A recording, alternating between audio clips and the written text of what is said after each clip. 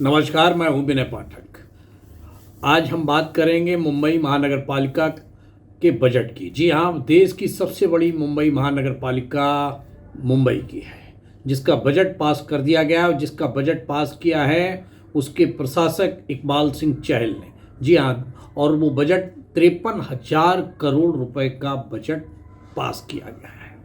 और सबसे मज़ेदार बात यह है कि पिछली बार 14.52 से अधिक इजाफा इसमें रहा है।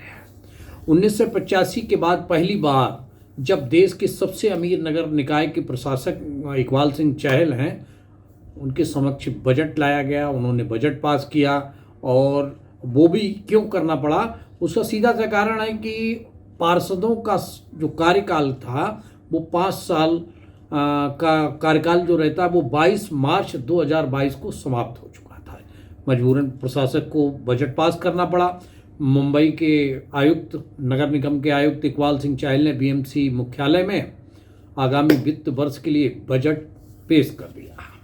देश के सबसे अमीर स्थानीय नगर निकाय बीएमसी के इतिहास में पहली बार 38 साल में पहली बार प्रशासक ने बजट पेश किया। बड़ी बात, क्योंकि बीएमसी में शिवसेना सत्ता में थी, लेकिन पिछले साल ही सभी पार्षदों का कार्यकाल खत्म होने के बाद मजबूरन इकबाल सिंह चहल को करना पड़ा। बजट में सड़कों, पुलों, जल निकासी के विकास, निर्माण के लिए धन का आवंटन किया गया। ये बड़ी बात है, अच्छा बजट है।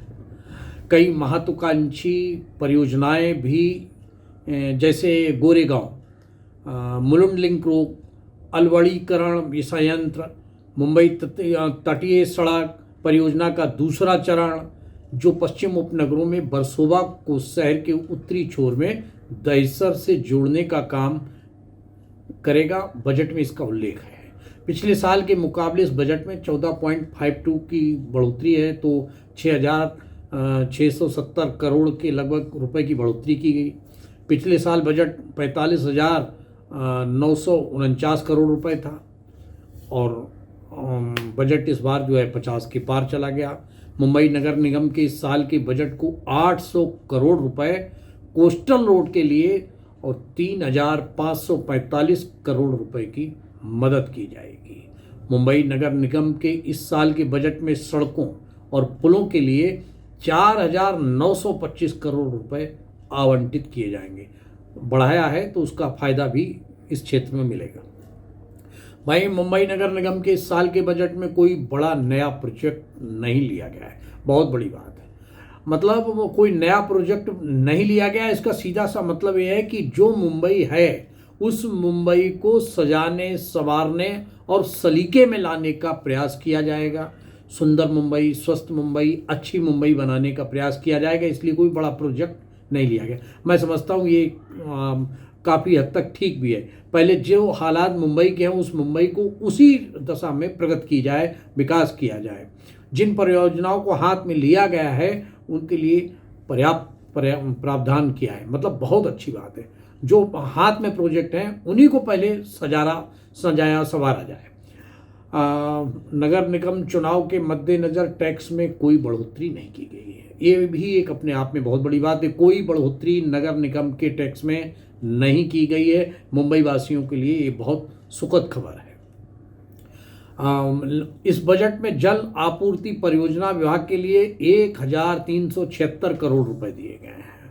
कोलाबा में प्रतिदिन 12 मिलियन लीटर पानी के लिए, सीवेज के पानी को पीने योग्य पानी में बदलने के लिए 32 करोड़, वाटर टनल कार्य के लिए 1.11950 करोड़, जल नालों का जीर्णोद्धार पुनर्स्थापना के लिए 136 करोड़, शिक्षा विभाग के तहत जो नई योजनाएं, परियोजनाएं, बीएमसी के स्कूलों को, प्रचारों को नेतृत्व कौशल प्रशिक्षण भी दिया जाएगा।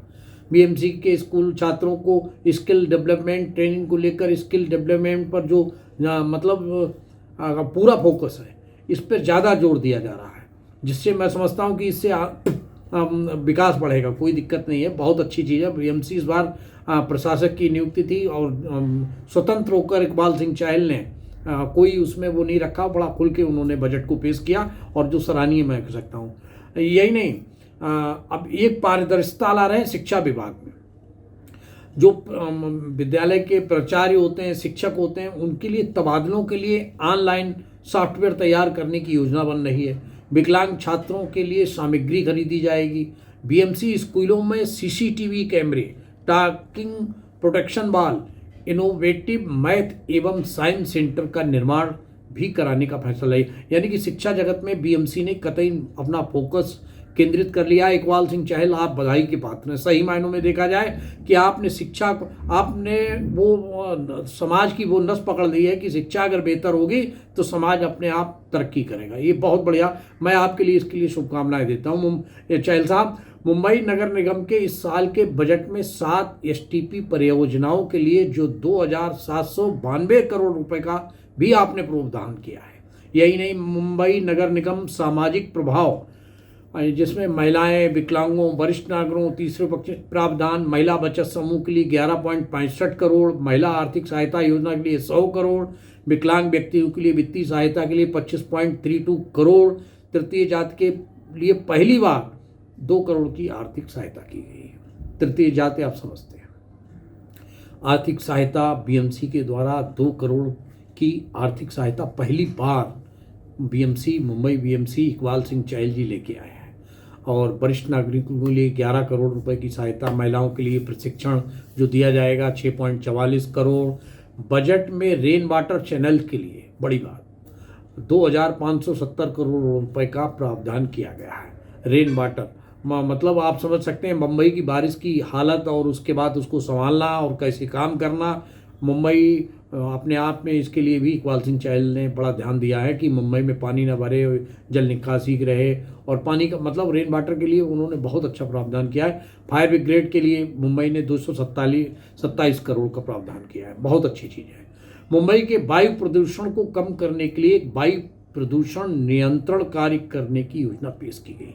मतलब ये एक मुंबईकरों के लिए, मतलब एक व्यक्ति के लिए नहीं, एक वर्ग के लिए नहीं, एक जात के लिए नहीं, धर्म के लिए नहीं, ये मुंबईकरों के लिए जो प्रदूषण बढ़ता है उसके लिए एक योजना तैयार की। और इस योजना को धरातल पर लाने के लिए जो चहल साहब और जो शिंदे और फडणवीस सरकार मिलकर काम कर रही है, ये वास्तव में एक और तारीफ के लिए कदम ही नहीं बल्कि सराहना की बात है कि वायु प्रदूषण के लिए आप कटिबद्ध है। स्वास्थ्य विभाग के लिए 1,680 करोड़ रुपए का प्रावधान, और जबकि पिछली बार तो केवल 1,287 करोड़ रुपए का प्रावधान था। बायाकला में क्वींस गार्ड के लिए 140 करोड़ का प्रावधान। देखिए, आप एक चीज़ बहुत बढ़िया लेके आए हैं। बताने से पहले बता दूं कि मुंबई में गेट ऑफ इंडिया जो जैसा था वैसे ही सालों से लोग देखते आए, लेकिन अब गेटवे ऑफ इंडिया का आप बदला हुआ स्वरूप देखेंगे। उसका सौंदर्यीकरण कराया जाएगा, और वो किस रूप में होगा, मुंबई में वर्तमान समय में जिस तरह से सौंदर्यीकरण चल रहा है उससे आप सहज अनुमान लगा सकते हैं कि सौंदर्यीकरण गेटवे ऑफ इंडिया का किस तरह का होने वाला है। अब आते हैं मुंबई में इलेक्ट्रिक वाहनों के लिए चार्जिंग स्टेशन। इसको कहते हैं बदलती हुई भारत की तस्वीर, या मुंबई की भी तस्वीर बदलेगी, क्योंकि इलेक्ट्रिक वाहनों को हम लोग बढ़ावा दे रहे हैं, सरकार बढ़ावा दे रहा, वर्ल्ड बैंक, मतलब चारों तरफ से जब बढ़ावा मिल रहा है तो अब उसकी बढ़ावे के साथ साथ उसको सहूलियत कैसे दिया जाए। तो बीएमसी ने मुंबई में इलेक्ट्रिक वाहनों के लिए चार्जिंग स्टेशन जगह जगह बनाने का फैसला किया है। इलेक्ट्रिक वाहनों के लिए चार्जिंग स्टेशन मुंबई नगर निगम के स्वामित्व वाले सार्वजनिक पार्किंग स्थल में स्थापित किए जाएंगे।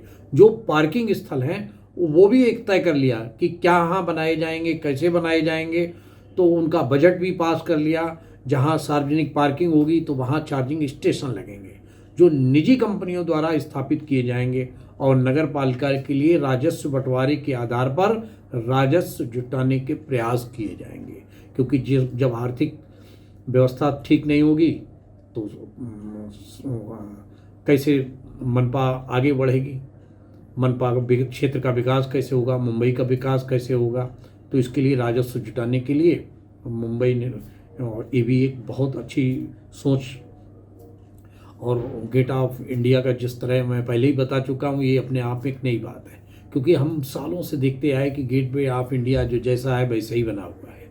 बस लेकिन अब मुझे लगता है कि शिंदे फडणवीस सरकार और इकबाल सिंह चहल की पहल के आगे निश्चित ही गेटवे ऑफ इंडिया की तस्वीर बदलने वाली है।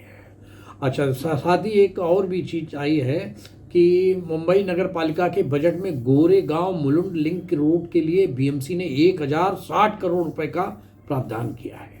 जो लिंक रोड है उसके लिए अब उसका बड़ा सहूलियत मिलने वाली है मुंबई वाले को। मुंबईकरों को 32 सार्वजनिक पार्किंग स्थल और 91 सड़क पर पार्किंग स्थल ऐप के साथ मिलेंगे। ये देखिए, बदलते भारत की तस्वीर जो हम पहले चर्चा कर रहे थे सेम आ गई। आपको 32 तो सार्वजनिक पार्किंग स्थल मिलेंगे और 91 सड़क पर पार्किंग स्थल मिलेंगे। पता लगा आपने गाड़ी खड़ी की, पहले उठा के गाड़ी टोचन ले जा रहा है। अब उस सब समस्या से निजात आप सबको मिलने वाली है और यहाँ पर आपको चार्जिंग भी मिलेगी। मैं पहले चार्जिंग की बात कर चुका हूँ, क्योंकि आपको पार्किंग स्थल पर ही चार्जिंग स्टेशन मिलेंगे और जब 32 वो रहेंगे, 91 वो रहेंगे, तो आप समझ लीजिए कि आपके पास इलेक्ट्रिक वाहन है तो आपको चिंता करने की, घबराने की बात नहीं। आप नया लेना चाहते हैं तब भी कोई घबराने की बात नहीं, खरीद सकते हैं। ये आपको बीएमसी ने प्रावधान दिया। मैं समझता हूँ इकबाल सिंह चहल ने कहीं न कहीं बहुत दूरदर्शिता का ये बजट और पहली बार प्रशासक ने 35 साल में पास किया है, जिसके लिए अगर सही मायनों में कहा जाए निश्चित ही सरकार से मंत्रणा की होगी। शिंदे फडणवीस सरकार से मंत्रणा भी की होगी, बैठे भी होंगे, वार्तालाप भी हुई होगी बजट पेश करने से पहले। पक्ष विपक्ष और जो भी सत्ताधारी मीटिंगें भी हुई होंगी, बजट कैसे तैयार किया जाए। कुल मिलाकर अगर कहा जाए तो मुंबई वासियों के लिए बजट कहीं न कहीं सुखद है, सुखदायी है, विकास की ओर ले जाने वाला है और मुंबई की तस्वीर आने वाले दिनों में इकबाल सिंह चहल के इस बजट के बाद कहीं न कहीं अच्छी दिखाई देगी, सुंदर दिखाई देगी और मुंबई स्वस्थ, सुंदर, स्वच्छ दिखाई देगी।